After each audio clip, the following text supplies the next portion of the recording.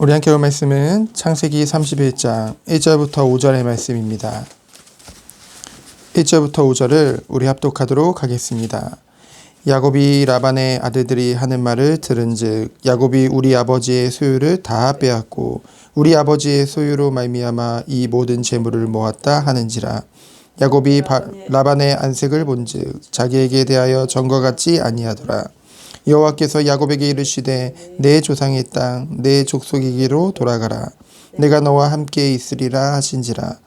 야곱이 사람을 보내어 라헬과 레아를 자기 양떼가 있는 들로 불러다가 그들에게 이르되 내가 그대들의 아버지의 안색을 본즉 내게 대하여 전과 같지 아니하도다. 그러할지라도 내 아버지의 하나님은 나와 함께 계셨느니라. 아멘. 바라보다. 무엇을 바라보는가 너무나 중요하죠. 바라보는 이유는 그것이 나를 책임진다고 생각하기 때문입니다. 아이들은 부모들을 어릴수록 더욱더 바라볼 수밖에 없죠. 왜요? 자신의 연약함을 알고 부모님이 자신의 모든 것들을 책임진다고 믿기 때문입니다. 결국은 세상의 사람들은 자신이 바라보는 것, 곧 그것에 가치를 두고 그것을 쫓아 살아갈 수밖에 없죠. 그럼 오늘 본문에 라반이 바라본 것은 무엇입니까? 라반은 분명히 하나님에 대해서 말을 합니다. 본인 또한 하나님을 가리켜 맹세 또한 합니다. 하지만 그 모든 것이 헐뿐이요. 진정 마음에 담은 것은 오직 물질입니다. 그렇기 때문에 그 물질로 인해서 탐욕과 탐심이 마음에 가득할 수밖에 없는 것이죠.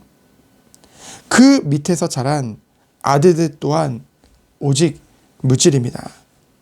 그 증거가 오늘 본문 말씀의 1절이죠.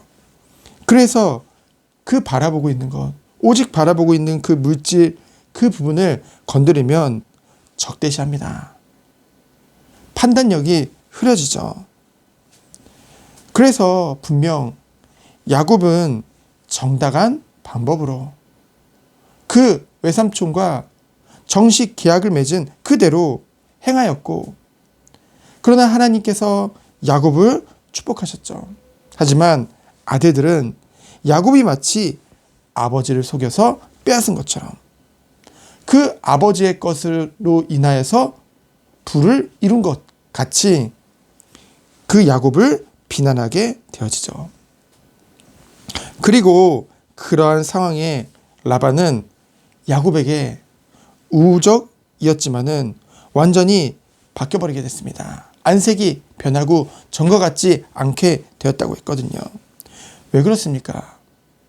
그 전에 라반이 야곱에게 우호적이었고 따뜻했던 것은 야곱을 정말 사랑해서가 아니죠. 자신에게 이득을 주니까요.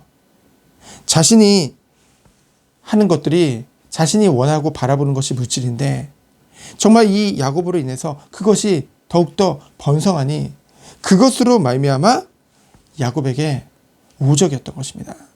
하지만 이제는 때가 참에 이 야곱에게 그 하나님이 축복하셔서 재산이 불어나니까 마치 자기의 것을 빼앗긴 것 마냥, 그래서 안색이 변하게 되어진 것이죠.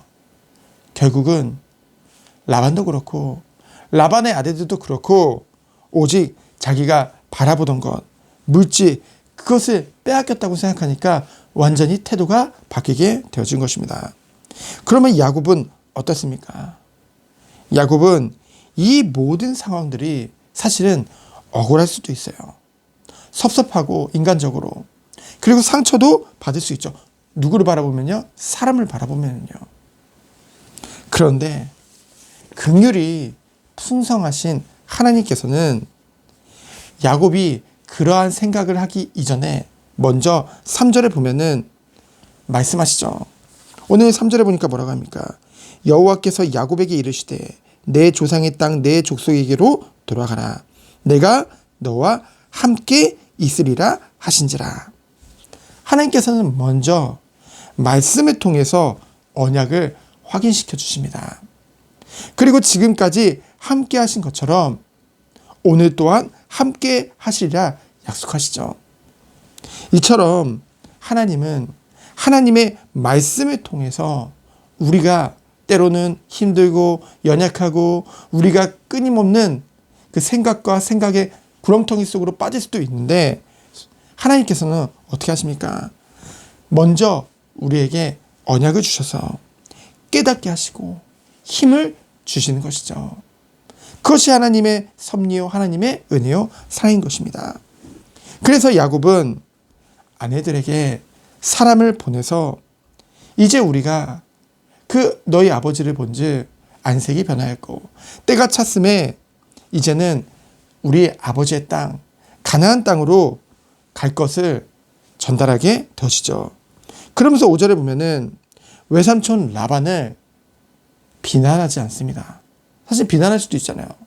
섭섭함을 나타낼 수도 있잖아요. 그런데요, 그 외삼촌 라반을 비난하는 것이 아니라 모든 상황은 그저 상황일 뿐, 변하는 것은 변할 수밖에 없는 것이니까.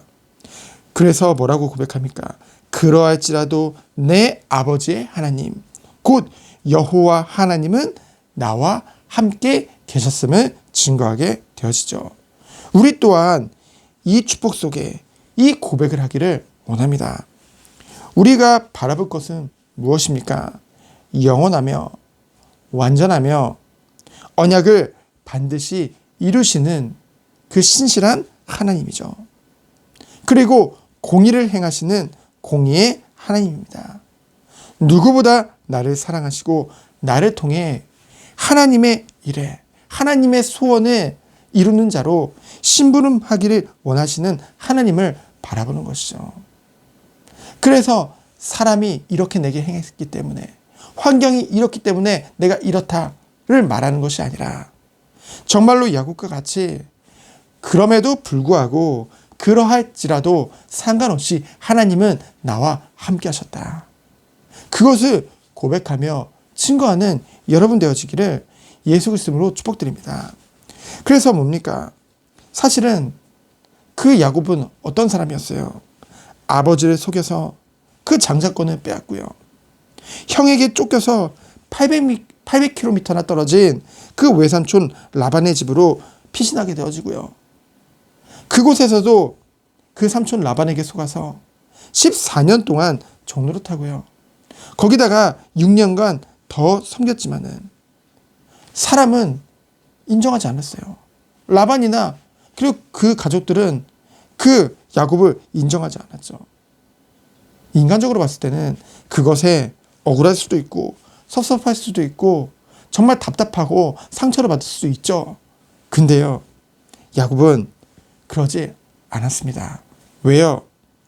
그럴 수밖에 없다는 것을 알았어요. 그 라반이 그럴 수밖에 없다는 것을 알았죠. 왜요? 그가 정말 마음에 품고 있는 것이 무엇인지 알았기 때문에. 그 라반에 대해서 흔한 말로 진단이 되어진 것이죠. 영적으로 진단이 되어진 것입니다. 그래서 어떻게 해요? 그냥 인정하고, 그래, 너는 물질, 오직 탐심, 탐욕, 그것 따라 살 수밖에 없지. 하지만 나는 하나님의 완전하신 은혜와 축복이 내게 있고, 내가 바라볼 것은 사람이 아니요, 사람의 인정이 아니요, 사람으로부터 오는 모든 것이 아니다. 영원하신 그리고 신실하신 오직 하나님입니다. 그래서요, 그 모든 상황들이 더 이상 야곱에게 상관이 없었던 거예요. 모든 것이 하나님의 절대 주권 안에, 하나님의 언약 안에, 하나님의 계획 속에 있음을 믿었기 때문에 하나님께서 오늘도 우리에게 새 날을 허락하셨습니다. 오늘을 최고의 날로 인도받는 그 비밀이 어디 있습니까? 정말 오늘 하루도 하나님의 완전하신 주권 안에 하나님이 주인 되셔서 이 모든 것을 인도하고 계신다. 나를 구원하시고 나를 지금까지 인도하신 그 하나님이 오늘도 나의 삶을 통해, 나의 업을 통해, 나의 모든 것을 통해 역사하기 원하신다. 그래서 뭡니까? 우리에게 지금 벌어지고 있는 이 모든 것들이 끝이 아니요 과정이라는 것이죠. 하나님의 완전한 그 언약을 이루는 그 과정이에요. 결국은 하나님께서 나의 모든 것들을 통해서 영광받은 줄 믿습니다. 그 중심으로 우리는 나아가는 거예요. 그래서 오늘 하루도 오직 하나님 바라보며 주님이 원하시는 응답을 누리는 우리 모든 성도님들 되어지기를 예수 그리스도 이름으로 축원드립니다. 이 시간 기도합니다. 하나님 감사합니다. 오늘도 오직 하나님을 바라보며 하나님이 원하시는 길을 가는 축복이 우리 모든 성도님들에게 있을 수 있도록 주께서 축복하여 주옵소서. 살아계신 예수 그리스도 이름으로 기도합니다. 아멘.